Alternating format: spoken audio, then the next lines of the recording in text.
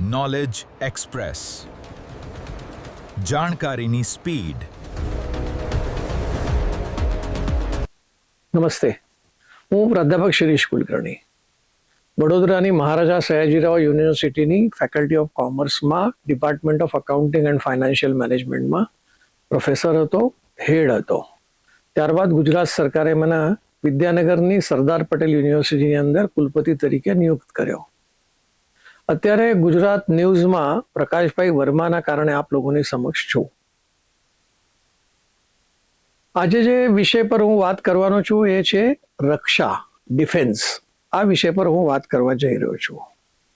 હવે જ્યારે ભારત સરકાર રક્ષા વિશે, ડિફેન્સના વિષયના સાધનો, વિમાનો એવું બધું ઇમ્પોર્ટ કરે છે, આયાત કરે છે, અને આયાત ઓછું નથી, ખાસું એવું આયાત કરવામાં આવે છે. તમને આશ્ચર્ય થશે, જો યુક્રેનને બાદ કરીએ ને, યુક્રેનનું તો અત્યારે રશિયા યુક્રેનની વચ્ચે યુદ્ધ ચાલે છે, એટલે સ્વાભાવિક પણ છે કે યુક્રેન સૌથી વધારે ડિફેન્સના સાધનો ઇમ્પોર્ટ કરે છે. 9% કરતાં પણ ઓછું. એટલે જો આખા વિશ્વનું આપણે વિચાર કરતા હોઈએ તો એકલું યુક્રેન 9% કરતાં પણ વધારે ડિફેન્સના સાધનો ઇમ્પોર્ટ કરી રહ્યો છે. અને બીજો નંબર આપણો છે, 8.6%ની આસપાસ આપણો ઇમ્પોર્ટ છે. જો યુક્રેનનું યુદ્ધ છોડી દઈએ તો આપણે પહેલા નંબરે છે કે વિદેશમાંથી સૌથી વધારે આયાત આપણે કરીએ છીએ. જો આપણે વર્ષ 2023 અને 2024ના વર્ષનો વિચાર કરીએ તો 1.4 લાખ કરોડ રૂપિયાનો ઇમ્પોર્ટ આપણે કર્યું હતું, અને 2024-25માં થોડું ઘટીને 1.3 લાખ કરોડ રૂપિયાનું થયું. આમાં મોટાભાગે આપણે મિસાઇલની પ્રણાલી આ રૂસ, ફ્રાન્સ, ઇઝરાયલ, અમેરિકા પાસેથી આપણે ખરીદીએ છીએ. લગભગ રૂસનું 40%ની આસપાસ રૂસ પાસેથી આપણે આ ડિફેન્સના સાધનો ખરીદીએ છીએ, અને વર્ષોથી છે.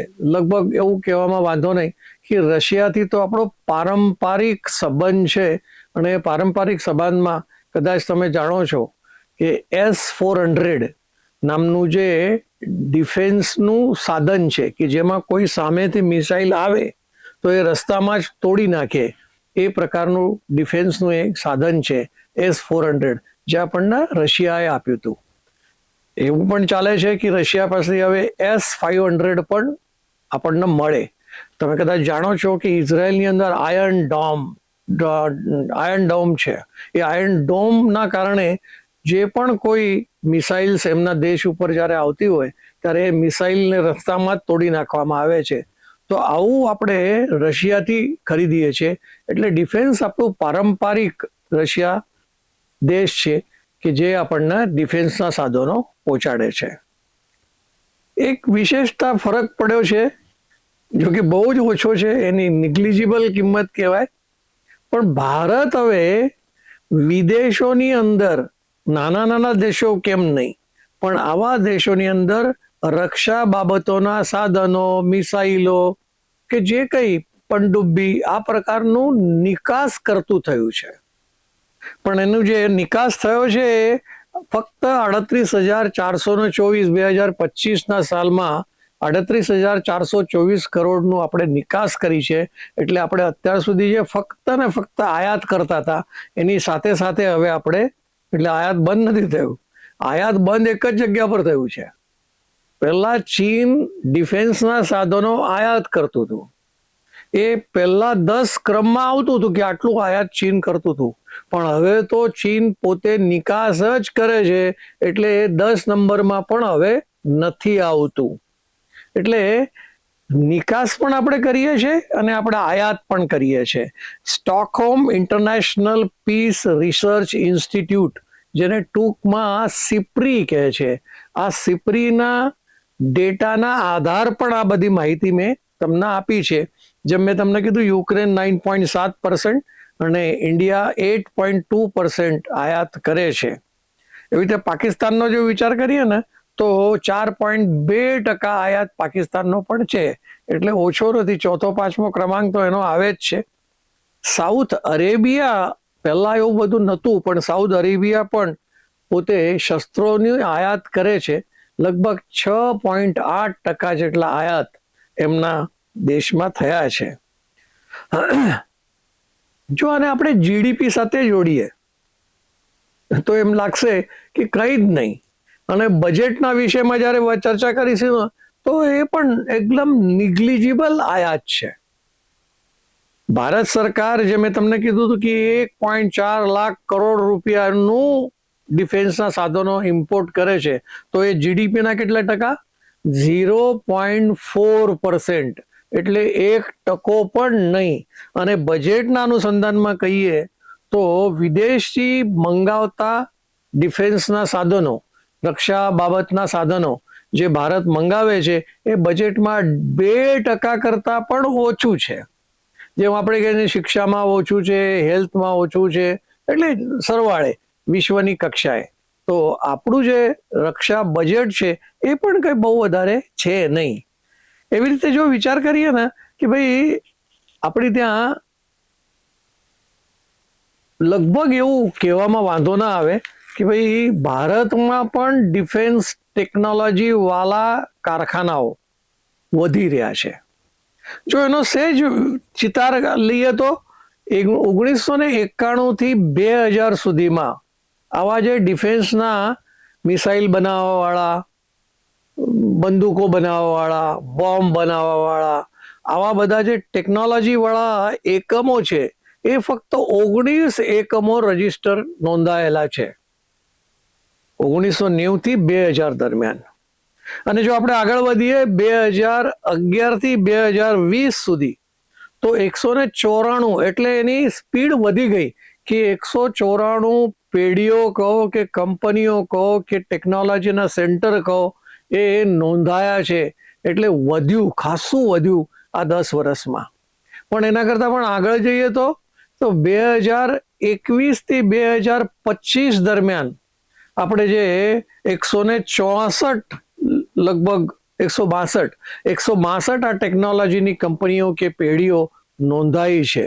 એટલે જો કેવો સરવાળો, ખાલી 19માંથી 194 અને હવે થયું છે 162.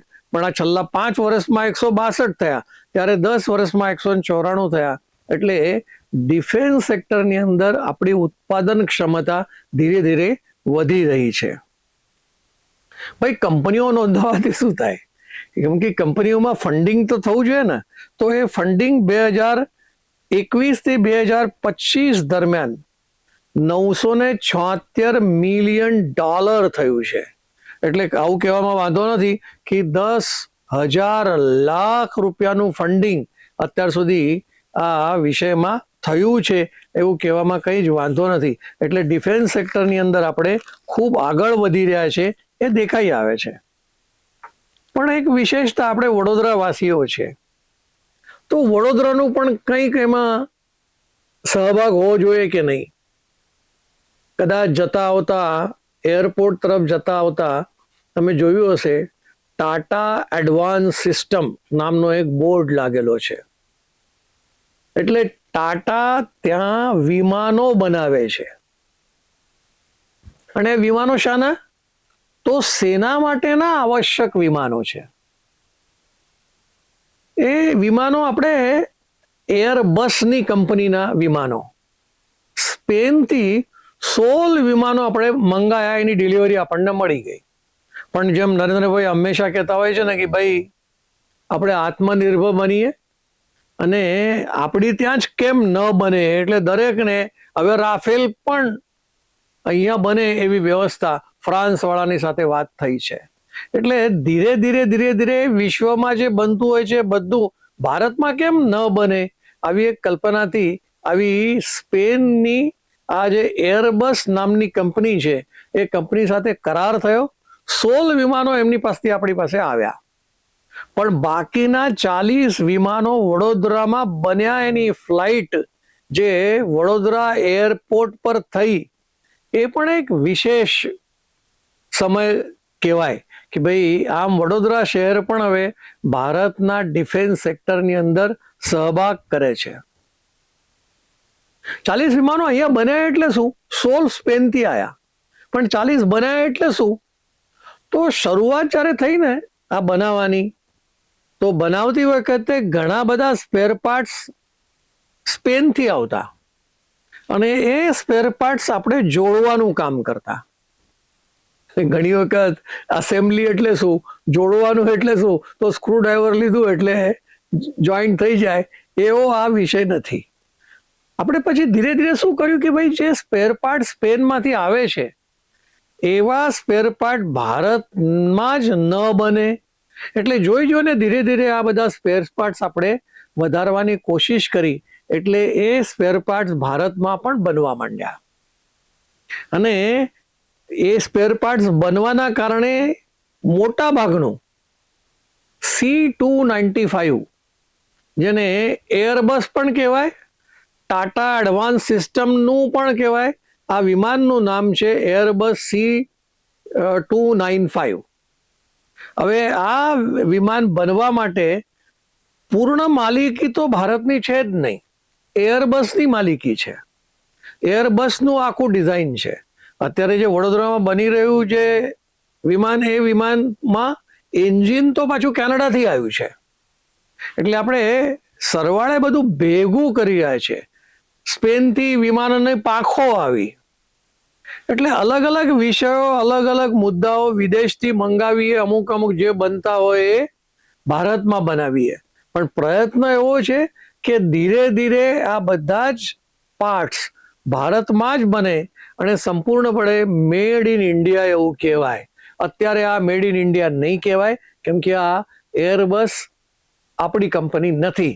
એરબસમાંથી આપણે ઉધાર લીધેલી, ઉછીને લીધેલું નામ ટાટા એની સાથે જોડાઈ ગયું છે. પણ આ વિમાન છે શું? આ મિલિટરી માટેનું વિમાન છે. એને જો એક બહુ સારા સરળ શબ્દોમાં કેવું હોય તો ને, એ એર ટ્રક છે. Truck in sky. આપણે રોડ પર ટ્રક ચાલતી હોય તો સામાન એક જગ્યા પરથી બીજી જગ્યા પર લઈ જાય, તો આ જે વિમાન છે એ ટ્રક ઇન એર, આવું આપણે કહેવામાં બિલકુલ વાંધો નથી. આ વિમાન છે, પણ વિમાનમાં માલ સામાન લઈ આવવા માટે એ મૂળભૂત એનું કાર્ય છે. એટલું જ નથી કે આ ફક્ત વાહનો લઈ જવાનું, વાહનોમાં આ બધા માલ સામાન લઈ જવાનો, પણ આ માલ સામાનની સાથે શસ્ત્રો પણ લઈ જવાય. આ વિમાનની અંદર 70 સૈનિકો પણ લઈ જઈ શકાય. આવશ્યકતા પડે તો કોઈક જગ્યા પર અપઘાત થયો હોય, એક્સિડન્ટ થયો હોય, તો આ વિમાન ત્યાં પહોંચી શકે છે. એટલે આ વિમાન નાનું અમસ્તું એવું છે નહીં, એને તમે ક્યારેક એમ્બ્યુલન્સ પણ બનાવી શકો. 70 સૈનિકો, એમ્બ્યુલન્સ, આ પ્રકારની બધી વાતો આ વિમાનમાં થઈ શકે. પણ આ વિમાનની હજી એક વિશેષતા છે. જો વિમાનને ઉતરવા માટે એર સ્ટ્રીપ જોઈએ, એને દોડવા માટે, દોડાવવા માટે નીચે ઉતરતી વખતે પણ એ એર સ્ટ્રીપ જોઈએ, એ જગ્યા જોઈએ. એમને એમ નહીં ચાલે.